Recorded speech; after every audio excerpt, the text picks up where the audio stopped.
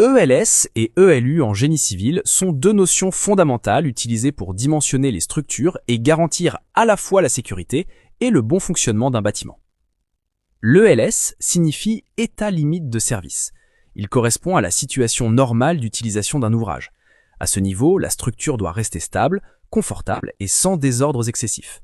On vérifie principalement les fissures, les déformations, flèches, les vibrations et l'aspect général du bâtiment. L'objectif est d'assurer que l'ouvrage fonctionne correctement dans les conditions habituelles. La combinaison des charges à l'ELS s'exprime par la formule suivante: ELS égale G plus Q. G représente les charges permanentes, comme le poids propre de la structure, les murs, les planchers et les revêtements. Q représente les charges d'exploitation, comme les personnes, les meubles ou les équipements.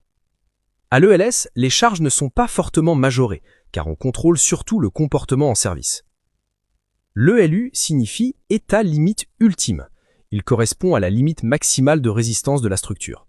À ce stade, on vérifie que le bâtiment ne s'effondre pas sous l'effet des charges extrêmes. Pour garantir la sécurité, on applique des coefficients de majoration aux charges. La formule générale est ELU égale 1,35G plus 1,5Q. Cela signifie que les charges permanentes sont multipliées par 1,35 et les charges d'exploitation par 1,5. Ces coefficients permettent d'introduire une marge de sécurité dans le calcul. En pratique, pour un bâtiment courant, l'ELU est environ égal à 1,4 fois l'ELS. Pour un pont, l'ELU est environ égal à 1,35 fois l'ELS. Cette différence dépend des règles de calcul et du niveau de sécurité exigé selon le type d'ouvrage. On peut comprendre simplement la différence ainsi.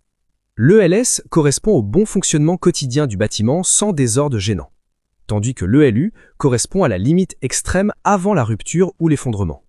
Lors du dimensionnement, l'ingénieur doit toujours vérifier les deux états limites. La vérification à l'ELU garantit la sécurité structurale et la vérification à l'ELS garantit le confort et la durabilité. En conclusion, ELS égale G plus Q assure le bon usage de l'ouvrage et ELU égale 1,35G plus 1,5Q assure la sécurité maximale. Les deux vérifications sont indispensables dans tout projet de génie civil.